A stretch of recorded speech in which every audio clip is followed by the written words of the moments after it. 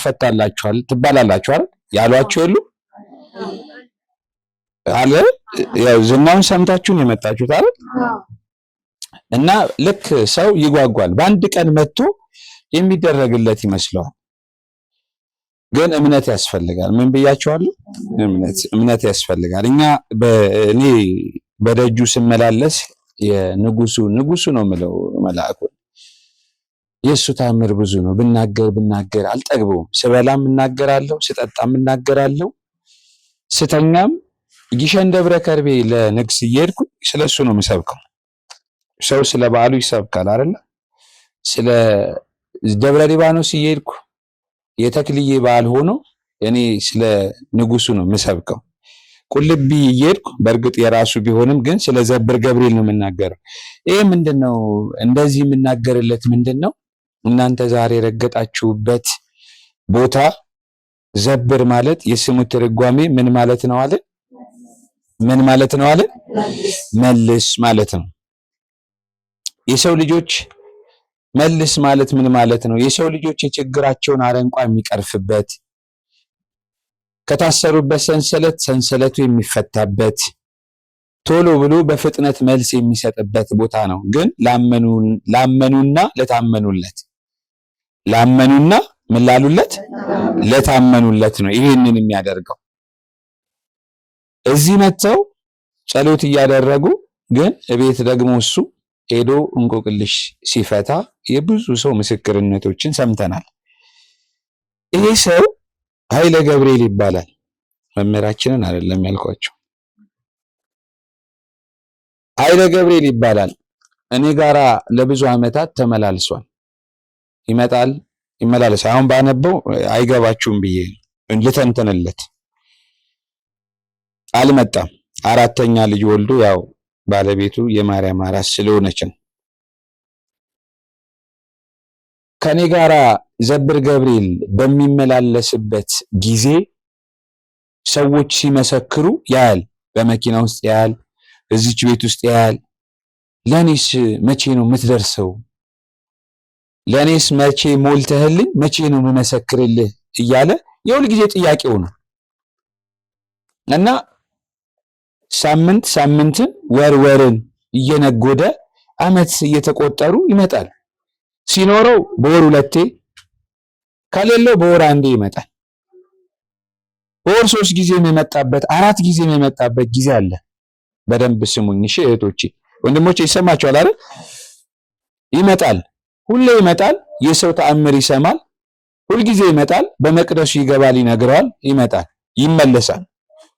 ይመለሳል እንደሌሎቹ አሁን አንዳንድ ሰው ስንመጣ 7 ቀን ምናምን ይቆያል እሱ ይመለሳል ለምን ገቢ ያለበት የአይሲ ሹፌር ነው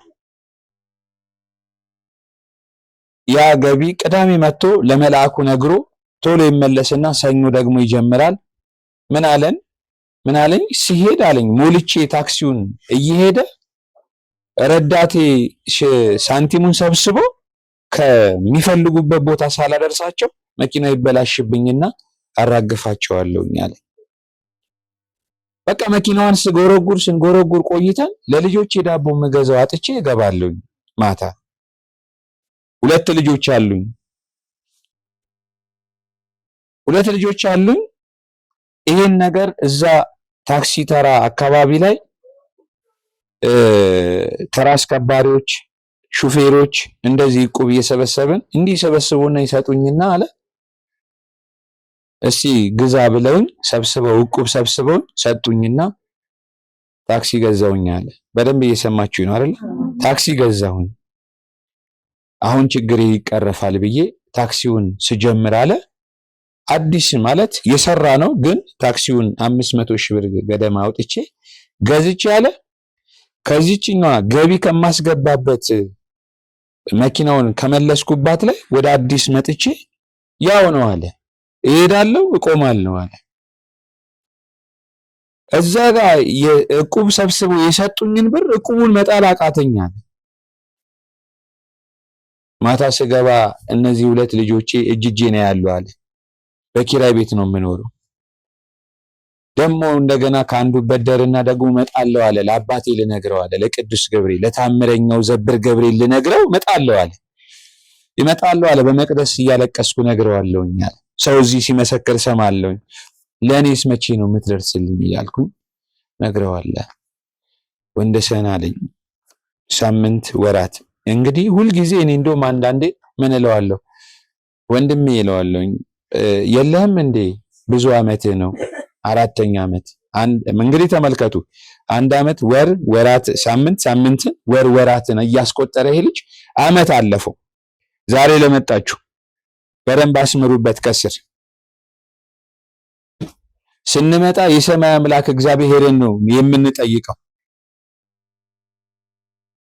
ጠንቋይ ቤት አልመጣንም፣ ደብተራ ቤት አልመጣንም። እንደዚህ አምጪና እንደዚህ አድርጊና ይደረግልሻል የምንባልበት ቤት አይደለም የመጣነው። ንጹሐ ባህሪ የማርያም ልጅ መድኃኔ ዓለም ኢየሱስ ክርስቶስ ደጁን የመጣ ነው። እኔ በሱ ፊት የምቆመው ቅዱስ ገብርኤል ደጅ ነው የመጣ ነው። በደንብ አስተውሉ። ሰውን ለመጣል ረብጣ ብር ይከፍልና ጉድጓድ እየማሰ ይሄዳል አይደል? ነገ በአውደ ምሕረቱ ላይ የምናየው ይሄን። ነገር ግን ጥያቄያችሁ ሲዘገይ ለምን ዘገየብኝ እንዲህ የሚሉ ያሉ ብዙ ጊዜ የምሰማቸው። እንደው በየቤተ ክርስቲያኑ ሄድኩ አለቅሳለሁ፣ ዘብር ገብርኤልም ሄድኩኝ፣ መቋሚያውን አዘቀዘቅኩኝ፣ ግን መልስ የለም። ምንም ዝም ብለው መልፋት ብቻ ብሬን ጨረስኩ እያላችሁ የምታወሩ ሰዎች ጥንቃቄ አድርጉ። ለዚህ ልጅ የተሰጠው መልስ መቼ ነው? 1 ዓመት ተቆጥሯል፣ 2ኛ ዓመት ተቆጥሯል። ግን ችግሩ እየባሰበት እየሄደ ነው። ችግር እየባሰ እቁቡን የሚከፍል የመኪናውን ዕዳ የሚከፍልበት እያጣ ነው። ሚስጥሩ ምኑ ጋር እንደሆነ ግን አላወቀውም ልጁ። ምኑ ጋር ነው? የቱ ጋር ነው ሚስጥሩ? ሰርቼ ለምንድን ነው ሰው ያልሆንኩት? ሌሊት ወጣለሁ፣ ማታ ገባለሁ። ጓደኞቼ የተሻለ ቦታ ደርሰዋል፣ እኔ ግን እዛው ነኝ። ስለዚህ የኔ ሚስጥሩ ምኑ ጋር ነው? ሁሌ ከማን ጋር ያወራል አልኳችሁ? ከዘብር ገብርኤል ጋር እያወራ ነው። ወንድሞቼና እህቶቼ እግዚአብሔርን ለምናችሁት እግዚአብሔር እንዲያደርግላችሁ ፈልጋችሁ ሲዘገይባችሁ ለምንድን ነው የዘገየብኝ የሚለውን ነገር ጠይቁት። ደግማችሁ በትልቁ ለትልቅ ፈተና ወይም ለትልቅ ድል ሲያዘጋጃችሁ በትናንሽ ፈተናዎች ትፈተናላችሁ። ቅድምም ብያችኋለሁ። በትናንሽ ፈተናዎች ትፈተናላችሁ። አብዝቶ ይፈተናችኋል። የታገሰ ደግሞ የፍሬዋን በለስ ምን ይላል? ይበላል። 3ኛ ዓመት ደረሰ ልጅ፣ 4ኛ ዓመት፣ 5ኛ ዓመት እያለ መልስ አልተመለሰም። እግዚአብሔር ያሳያችሁ። ግን ዘብር ገብርኤል አላቋረጠም፣ እየመጣ ነው። እኛ እኮ 1 2 3 መተን እኮ ምን ሰለቻለን፣ ምን ደክማለን። እዚህ በቃ ሄድኩኝ ደከመኝ እንላለን። ተስፋ እንዳትቆርጡ። ይሄ ልጅ ለእናንተ እኔ ዛሬ እዚህ የመጣሁት በነገራችን ላይ አልመጣም፣ ለሱ ልመሰክርለት ነው የመጣሁት። እንዳትቀርብኝ አደራ ስላለኝ እና በባህር ማዶ ያሉ በአውሮፓ የሚኖሩ እህቶቼና ወንድሞቼ በጭንቀት ውስጥ ያሉ ክርስትና ስሞቻቸውን ይዤ ነው የመጣሁት። ለመላኩ ጸሎት ላስይዘላቸው እንጂ እናንተን ዛሬ እኔ ለማገልገል አልነበረም የመጣሁት። ስለዚህ ይሄ ልጅ ዓመታት እየነጎደ እሱም እየመጣ እየነገረው መቼ ነው ከሰው እኩል የምታደርገኝ? መቼ ነው የኔ ህይወት የሚስተካከለው? መቼ ነው ባለቤቴ እንጀራ ጋግራ ቤት ምን በላው ከልጆቼ ጋራ? የሱ ጥያቄ ነው። ቤት የያዛችሁ ታውቃላችሁ፣ ኑሮ የያዛችሁ ታውቁታላችሁ አለ ሲጽፍ እዚህ ጋር። ጎተራዬ ደርቋል፣ የባለቤቴ ሌማቷም ደርቋል። ዳቦ ይዤ እገባለሁ፣ እንጀራ ይዤ እገባለሁ። እሱን እየሰራን ማታ እዛው እንበላለን። ደግሞ ጠዋት እወጣለሁ፣ ሌሊት እወጣለሁ አለ። አስቸጋሪ ነው። ይሄ ልጅ እንዲህ እያለ 11 ዓመት እየሰማች ነው። 11 ዓመት ቆይቷል ይሄ ልጅ። የመጨረሻ 11 ዓመት ሞልቶ ሶስተኛ ልጁን ባለቤቱ በችግር ላይ ምንድነው የሚባለው? ይሄ ችግር ውስጥ ሆኖ በችግር ላይ በእንቅርት ላይ ጆሮ ደግፍ እንደሚባል ሶስተኛ ልጅ ባለቤቱ አርግዛ ወልዳበት የሚሰጣት ቢያጣ አንድ ወዳጅ ቀረው። ሁሉም ሸሽተውት፣ ሁሉም ርቀውት ያ እነዛ እቁብ ጥለውለት የሰጡት እዳውን ባለመክፈሉ ምክንያት በቃ ብለው እየተሰባሰቡ ተደራጅተው ክሳቸውን ወረቀታቸውን እያረቀቁ ሊከሱት ክስ ሊመሰርቱበት